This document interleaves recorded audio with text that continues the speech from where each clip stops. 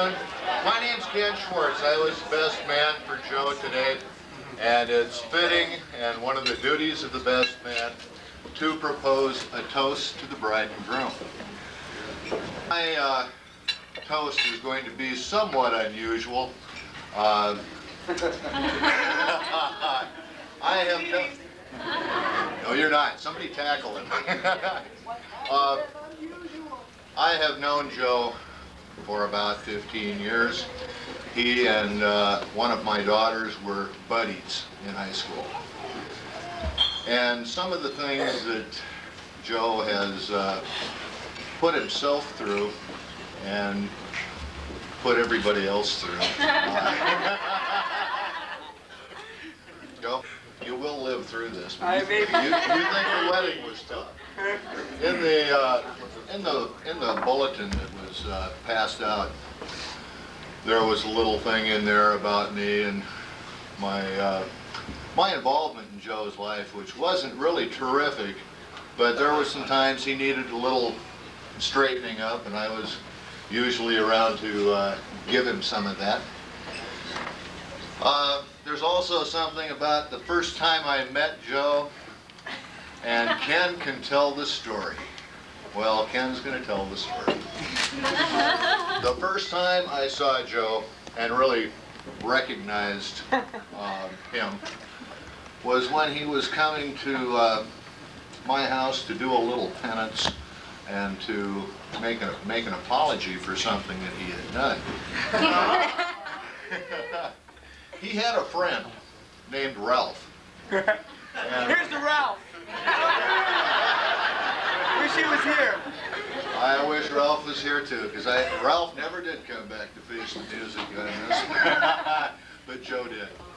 Anyway, I worked swing shift at the shipyard in Bremerton, and I was coming home in a van pool at about 1 or 2 o'clock in the morning. I don't remember exactly, but at any rate, there was a couple guys terrorizing the traffic in the Parkwood area of Port Orchard.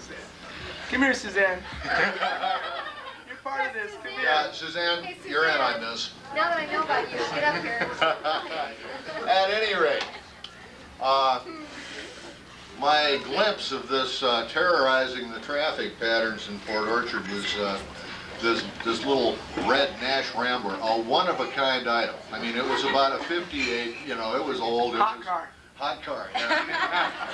It was very distinctive.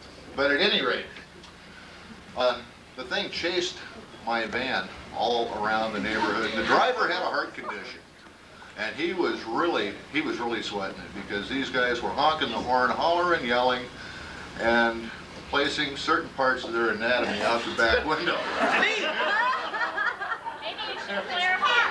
No, you don't need to. We all got the picture. Okay, well, anyway, I didn't think it was particularly funny, and I know they were having fun, and hey, I'm not a stick in the mud. I can recognize a good time when I see it, but it was inappropriate, because they followed us for probably 6 or 8 miles.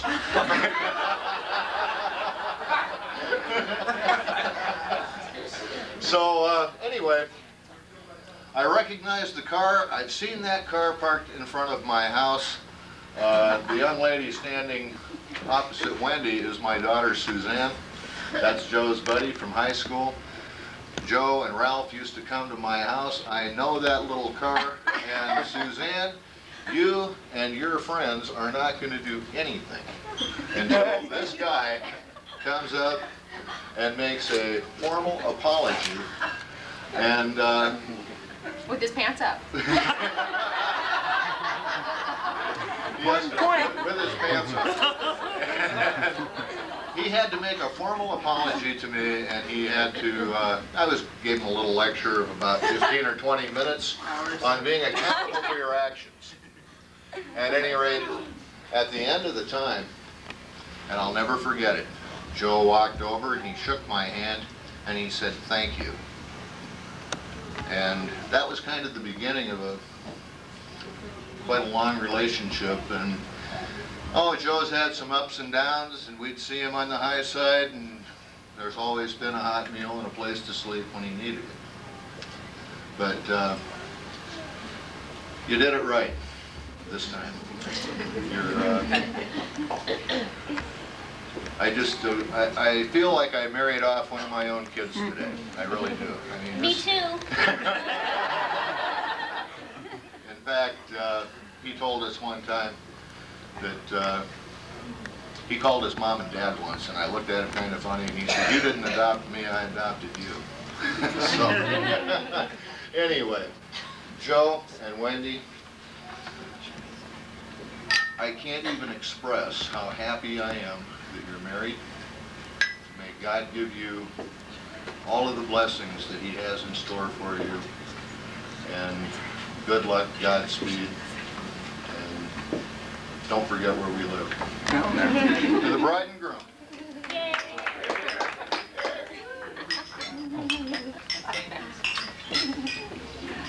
I don't agree with that story. Just listen to it. Whenever Joe tells that story, it has a slightly different ending.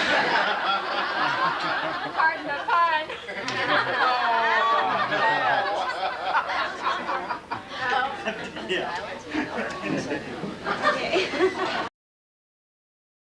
You get a chance to respond. Hi, I'm Joe.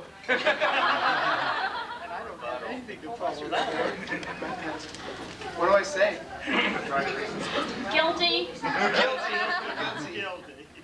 I don't know if it was 6 or 8 miles, but it was a ways, and they provoked it.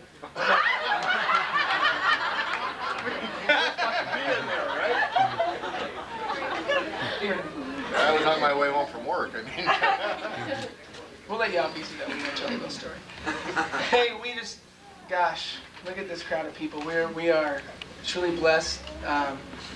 First of all, by each other, but second of all, to have so many wonderful people in our lives, and so many people came a long ways to share a day with us that is very, very special. And you know, we appreciate every single person. The hard part is seeing so many people I haven't seen for so long and not being able to spend time with them. But this is this is just a happy day of my life. It's probably the best day of my life. And I'm glad you guys are here.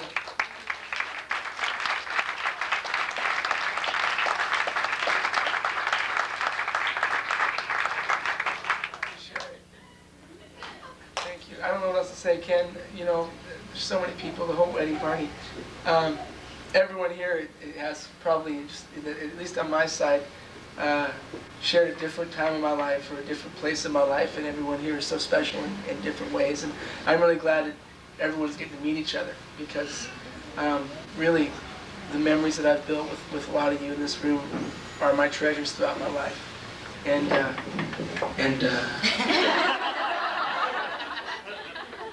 that's it. What was I supposed to do? I want to do one thing. Give it to Wendy. We're done. Okay. I wanna- Except for you, Dennis, you can leave. I want to add one thing. Yeah, you want to add something? No, I got the mic now. I have been falsely accused of something. Where's the whiteboard? Oh, no, I'll tell you what, here's one more thing. I'll give it to you in a minute.